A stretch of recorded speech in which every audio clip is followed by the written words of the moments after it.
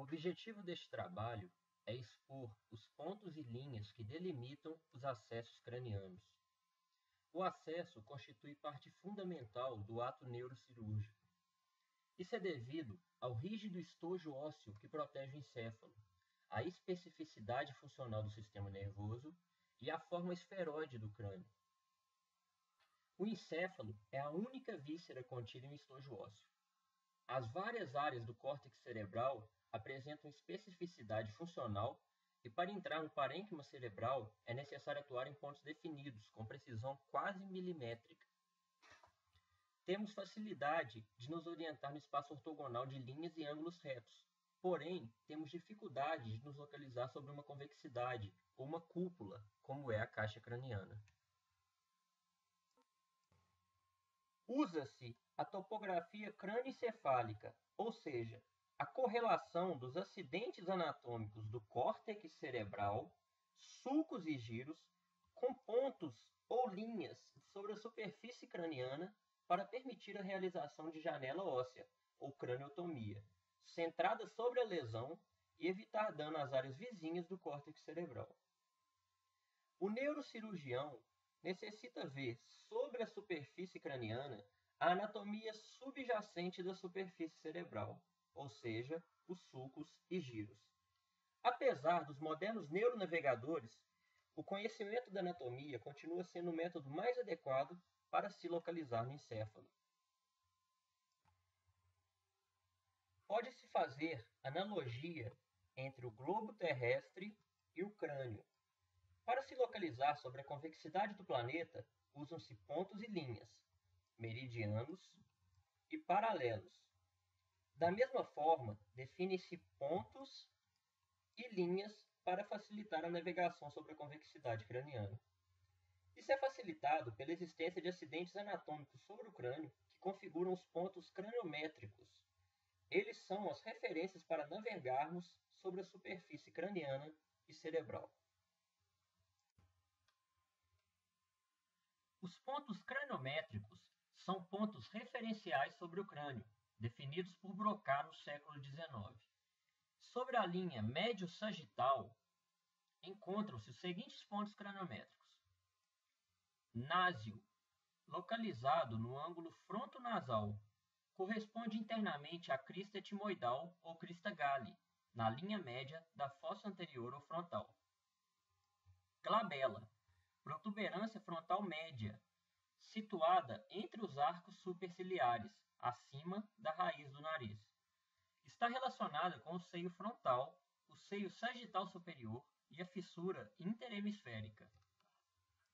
Bregma, localizado na junção das suturas sagital e coronária, 13 cm posterior ao násio. Lambda, na junção das suturas sagital e lambidoide, 12 cm posterior ao bregma e 7 cm superior ao íneo. O sulco parieto-occipital encontra-se aproximadamente 5 mm à frente de lambda. Íneo, da protuberância occipital externa, relaciona-se internamente com a confluência dos seios. Opístio, no ponto médio da borda posterior do forame magno. Sobre a face lateral do crânio, identificamos os seguintes pontos craniométricos. Pitério, definido pelo H, formado pela junção das suturas coronal, escamosa, esfenoparietal, esfenofrontal e esfenotemporal. Astério, na junção das suturas lambidoide, parietomastoidea e occipitomastoidea, encontra-se sobre a junção dos seios transverso e sigmoide. Um ponto imediatamente acima do astério corresponde à incisura pré-occipital, marcando, portanto, o limite entre os lobos temporal e occipital na borda inferolateral do hemisfério cerebral. Stefânio, ponto na junção da sutura coronária com a linha temporal superior. Corresponde na superfície cerebral à interseção dos sulcos pré-central e frontal inferior. Éureo, localizado na extremidade do maior diâmetro transverso da cabeça, no ponto mais proeminente da tuberosidade parietal. Corresponde na superfície cortical ao giro supramarginal. Opistocrânio, que corresponde ao ponto craniano occipital mais proeminente. Na face lateral, encontram-se também os seguintes pontos que apresentam interesse neurocirúrgico. Ponto fronto-orbital, a junção das suturas frontozigomática, frontoesfenoidal e esfenozigomática, que marca o ponto de interseção entre a fossa frontal e a orbital. Ponto escamoso superior, o ponto mais alto da sutura escamosa, marca a junção ou quase interseção dos sulcos lateral e central. Ponto temporobasal posterior, a junção das suturas parietomastoidea e escamosa, corresponde ao ponto mais posterior da fossa médio-temporal. Ponto esfenoidal, o ponto na depressão do osso esfenoide, no nível da sutura frontozigomática. A depressão da asa maior do osso esfenoide corresponde à asa menor do esfenoide e marca a interseção entre as fossas anterior e média. Na superfície cerebral corresponde ao sulco lateral, fissura silviana. Ponto digástrico, o ponto localizado imediatamente acima da ranhura do músculo digástrico. Corresponde à porção inferior da borda posterior do seio sigmóide. A partir dos pontos assinalados, podemos traçar sobre o crânio as linhas que dividem o hemisfério cerebral em lobos. Para delimitar os lobos cerebrais sobre o crânio, é necessário marcar na superfície do mesmo as linhas dos sulcos lateral, que separa os lobos frontal e parietal do lobo temporal, e a linha do sulco central, que separa o lobo frontal do parietal, além da linha imaginária, que separa o lobo occipital dos lobos parietal e temporal.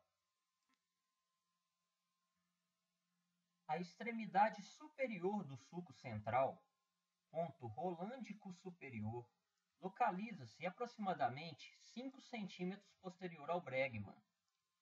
A junção da sutura sagital e coronariana, bregma, encontra-se aproximadamente a 13 cm do násio e corresponde aproximadamente à linha biauricular.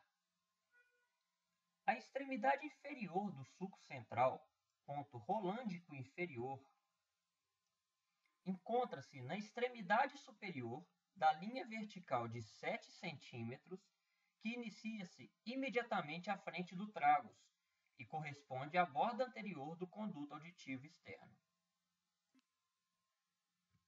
De forma semelhante, o ponto rolândico inferior encontra-se na extremidade superior de uma linha vertical de 4 cm, marcada a partir da depressão pré-auricular, localizada imediatamente atrás do arco zigomático, sobre a linha de base da fossa média.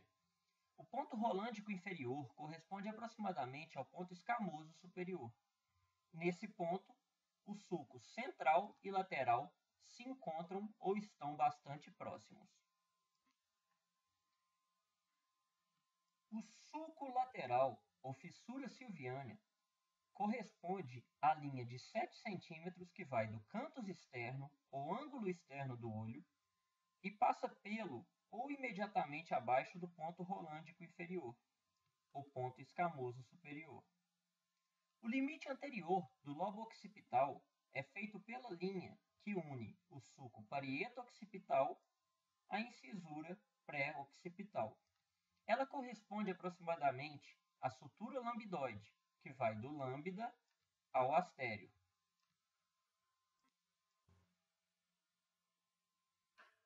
A craniotomia pterional ou craniotomia frontotemporo-esfenoidal tem por objetivo a exposição do sulco lateral, ou fissura silviana. O orifício de trépano sobre o ponto esfenoidal abre as fossas anterior e média, separadas pela asa menor do esfenoide, que encontra-se sobre o sulco lateral.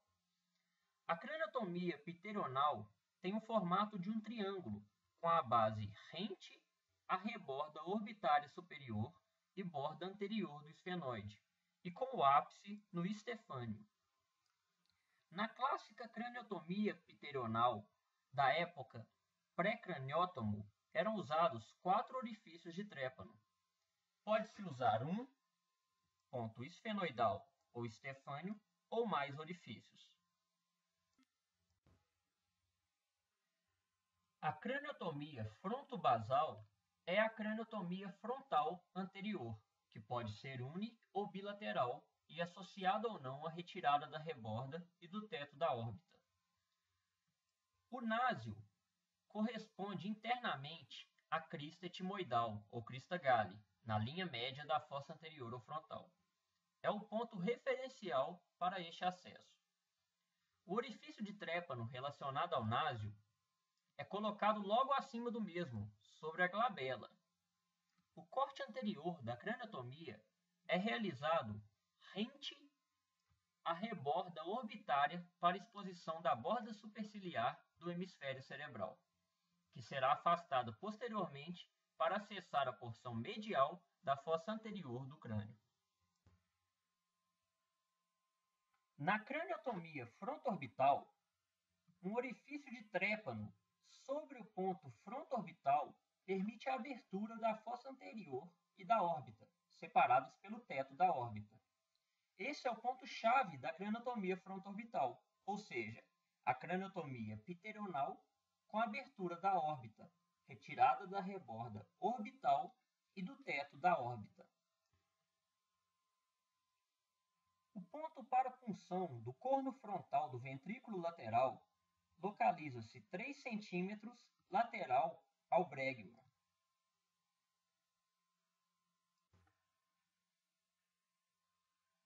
A craniotomia frontal é definida por 2 pontos anteriores que definem a borda anterior ou superciliar do lobo frontal, o násio e o ponto esfenoidal, e 2 posteriores que definem o sulco central, os pontos rolândicos superior e inferior.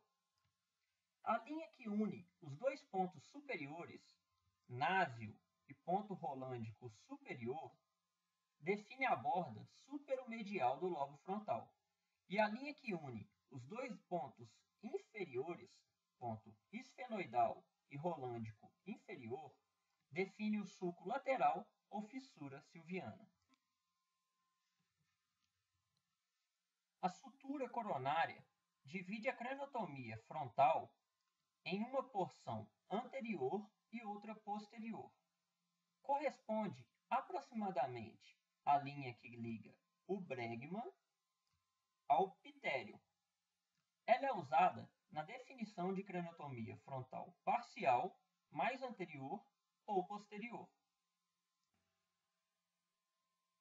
A craniotomia temporal anterior é definida por 4 pontos, sendo 3 deles descritos anteriormente: esfenoidal, rolândico inferior ou escamoso superior e temporobasal posterior.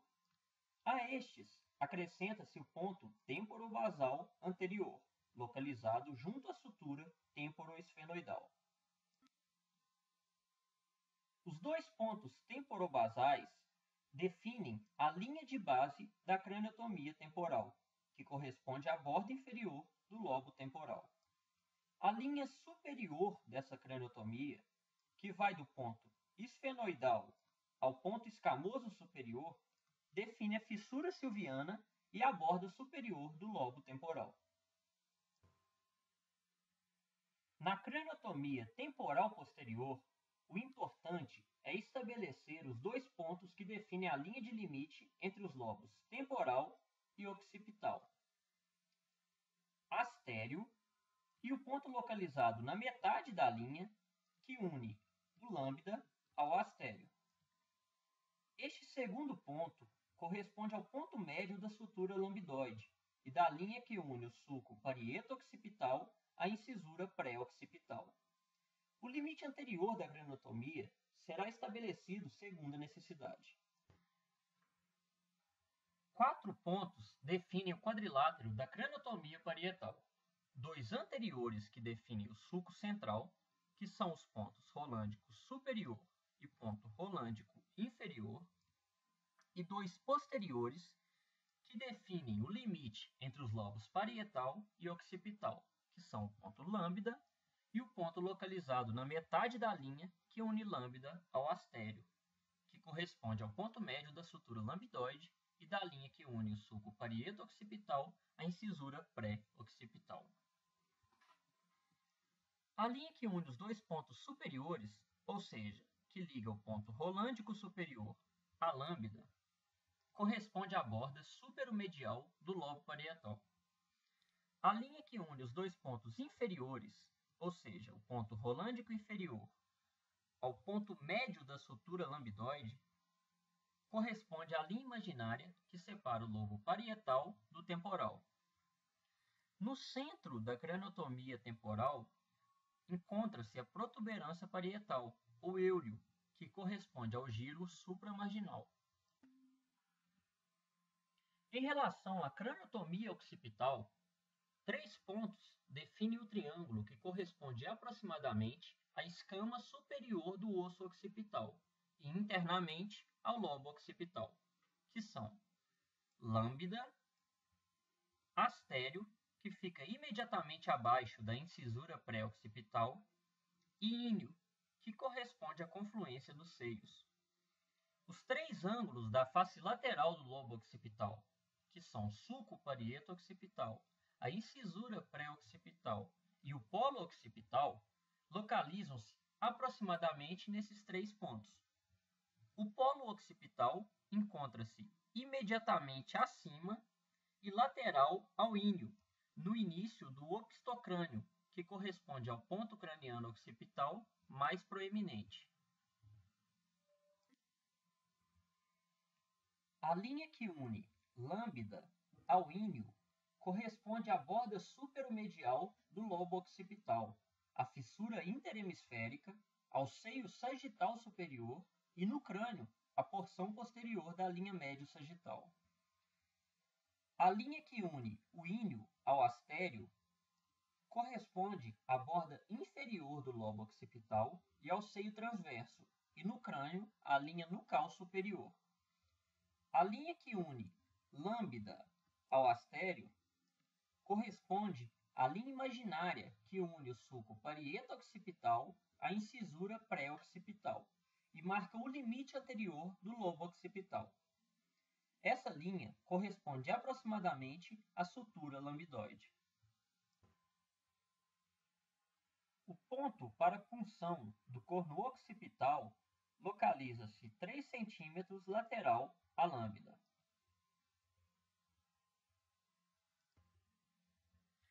Em relação à craniectomia suboccipital, cada metade da fossa posterior corresponde a um retângulo delimitado no crânio por 4 pontos: 2 mediais, o íneo e o opístio, e 2 laterais, o astério e o ponto digástrico. O retângulo definido por estes 4 pontos cobre a face posterior do hemisfério cerebelar. A linha que liga o íneo ao opístio corresponde à crista occipital, sob a qual se encontram o seio occipital e o verme cerebelar. A linha que liga o astério ao ponto digástrico corresponde internamente ao seio sigmoide e à borda lateral do hemisfério cerebelar. A linha que liga o íneo ao astério corresponde à linha nucal superior, sob a qual se encontram o seio transverso, a borda posterior da tenda do cerebelo e a borda superior do hemisfério cerebelar, e a borda inferolateral do lobo occipital. Ela marca no crânio o limite entre as fossas supra e infratentorial e é usada como referência para a realização da craniotomia supra-infratentorial. Na craniectomia suboccipital mediana, usa-se como referência o íneo. Nela é exposto o verme e a porção medial dos hemisférios cerebelares. Na craniectomia suboccipital lateral ou retrossigmoidea, usa-se como referência o astério e o ponto digástrico. A linha que une esses pontos marca a borda posterior do seio sigmoide. O astério é a referência para a craniectomia retrossigmoide superior, na qual é exposto o ângulo formado pelos seios transverso e sigmoide. É usada para acessar a porção superior do ângulo ponto cerebelar. O ponto digástrico é a referência para a craniectomia retrossigmoide inferior, na qual é exposta a borda inferior do seio sigmoide. É usada para acessar a porção inferior do ângulo ponto cerebelar. Aqui foram expostos os pontos referenciais para a delimitação dos acessos cranianos básicos. Na prática, geralmente não se realiza a craniotomia com exposição completa de um lobo, pois o objetivo não é expor o lobo, mas a lesão do centro da craniotomia. Isso é realizado usando como referência os pontos descritos.